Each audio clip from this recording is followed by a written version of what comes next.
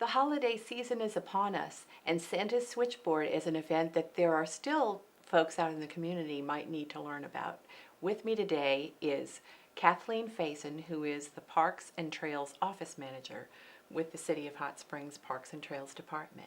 Welcome. Thank you. How are you doing today? I'm doing good. We're thinking holiday season, and that means Santa's Switchboard, which is such a wonderful event for families who have kids or grandkids. Yes. Tell us all about Santa's Switchboard. What is the event about? Well, what it is, Terry, is a program. It's a community recreation program that we do every year. This is our 15th year doing this. It's where kids get a phone call from Santa. If you're age 7 and under and you're local right here in Hot Springs, you can get a phone call from Santa if your parent or guardian fills out a call form. So how do they go about requesting a call for their child or grandchild? Or their children even, if there's multiple kids. Yes. Today we're going to be delivering the call forms out to local schools. And there's also a call form electronic on the city website that you can just go there, click the little Santa Switchboard button, call form button on the front of the website, and it'll take you right to the form and it'll submit straight to me.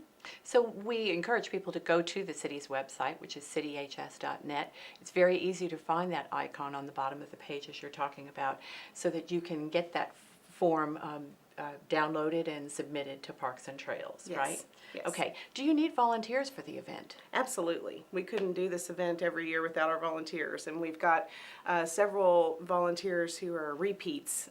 They come back every year because they really have fun, and we try to make it a festive, fun environment here.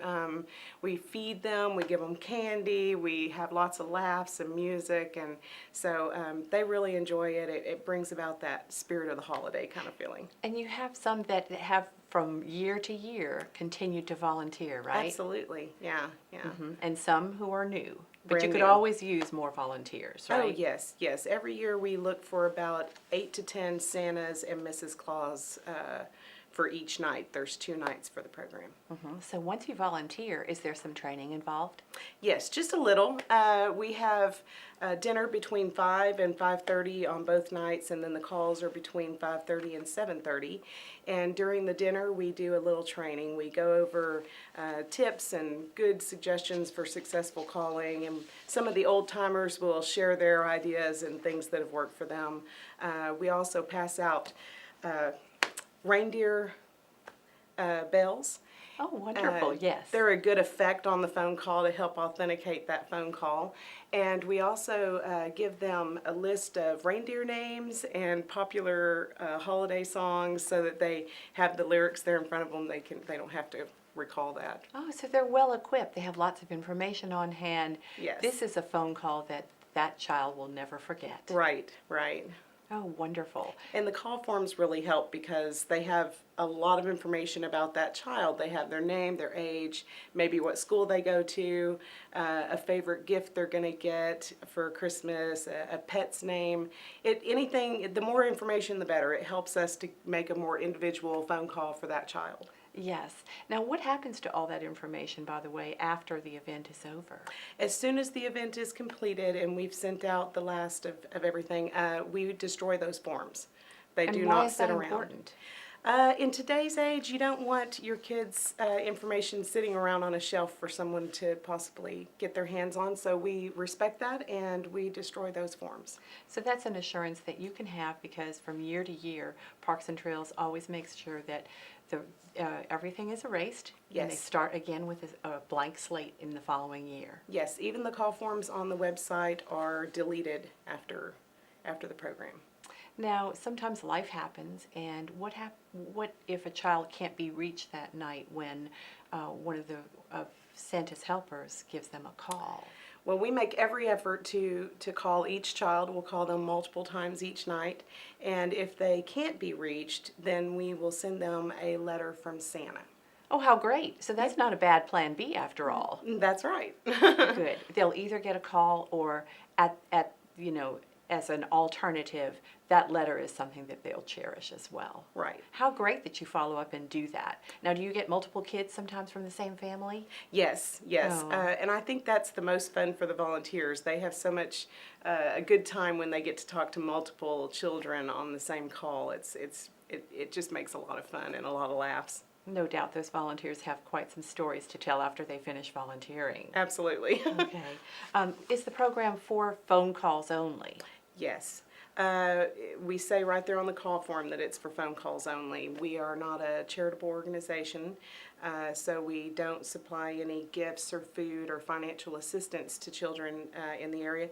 But fortunately, there are lots of local charitable organizations that parents and guardians can turn to for those needs. Yes, and oftentimes the city gives out that information if people call and they would like some Christmas assistance for their families. We're fortunate to have a lot of organizations in town that can fill those needs. Yes. Okay, and finally, do you have a lot of call forms that are filled out each year? Oh, yes.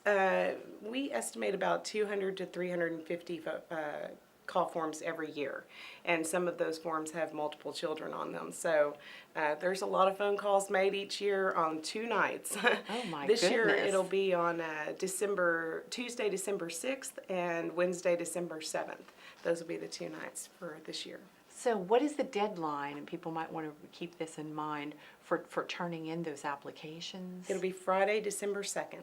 So December 2nd, the second day of December rather, make sure to have those forms turned in to Parks Yes. and Trails. Yes. And I'm sure at that point you turn no child down. No. I mean, even if we get them on Sunday, we're going to go ahead and make that phone call. Well, thank you and all of the Parks and Trails staff, plus the many volunteers that make Santa Switchboard happen every year. It's certainly a great memory for kids. It sounds simple, but it does take some planning to put together, and we really appreciate the way that you light up kids' lives every year. Thank you. And one last thing I want to tell you, Terry, is that this year, every year, we look for food sponsors here locally to feed our volunteers. And this year, we were joined once again by Chick-fil-A, who has supported the program year after year, and we're so very grateful. And this year, we have Firehouse Subs coming on for the first time supporting the program. So we are very grateful for our generous food volunteer sponsors, and hope that the citizens here locally will show them some love after the program. We definitely need to show them some love, because our area restaurants and other businesses are often called upon to partner with the City of Hot Springs so we can do these types of events. Right. So we really appreciate them, and we hope that the sponsorships will just keep rolling in every year for Santa Switchboard. Thank you. Thank you for joining us today to tell us about the details. Is there a phone number for people to call if they have any questions? Yes, and that's also on the call form. It's 501-321-6871. Great. Remember that number for Santa Switchboard. Sign your kids up for a memorable experience. Next week, we'll bring you more city news.